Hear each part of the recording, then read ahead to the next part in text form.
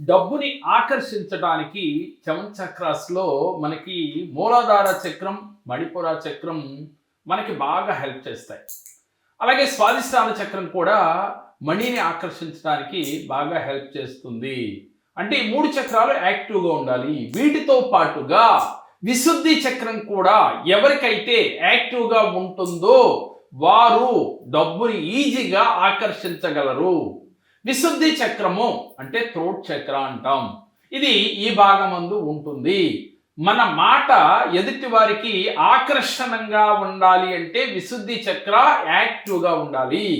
ఎవరికైతే విశుద్ధి చక్ర యాక్టివ్గా ఉంటుందో వారు ఈజీగా ఎదుటి వ్యక్తుల్ని ఆకర్షించగలుగుతారు.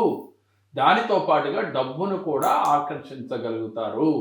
అందుకనే డబ్బు లేకపోయినా ఉండొచ్చు, కానీ మాట మాత్రం జాగ్రత్తగా ఉంటే ఎక్కడైనా బతకొచ్చని మన పెద్దలు ఒక మాట చెప్తూ ఉంటారు. ఎప్పుడూ కూడా మాట్లాడేటప్పుడు ఎదుటి వారికి ఇబ్బంది కలగకుండా మాట్లాడుతూ ఉన్నవారు ఈజీగా అందరినీ ఆకర్షించగలుగుతారు. మరి అలా మాట్లాడేవారు ఎవరు అంటే వారికి విశుద్ధి చక్ర యాక్టివ్గా ఉన్నవారు మాత్రమే. థ్రోట్ చక్ర ఎవరికైతే యాక్టివ్గా ఉంటుందో వారి మాట ఎదుటి వారికి చాలా ఇనసొంపుగా ఉంటుంది. వారు మాట్లాడుతుంటే వినాలనిపిస్తుంది, వారు చెప్పింది నమ్మాలనిపిస్తుంది. మరి అది యాక్టివ్ కావాలంటే ఏం చేయాలి అనంటే సింహాసనం, ఆసనాల్లో సింహాసనాన్ని ఎక్కువగా ప్రతిరోజు కూడా వేస్తూ ఉండాలి.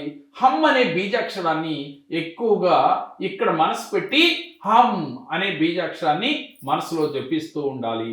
ఉదయం, మధ్యాహ్నం, సాయంత్రం. అలా కుదరని వారు కనీసం రోజుకు 2 సార్లు అయినా సరే, అంటే 2 పూట్ల ఒక పావు గంట చేయండి.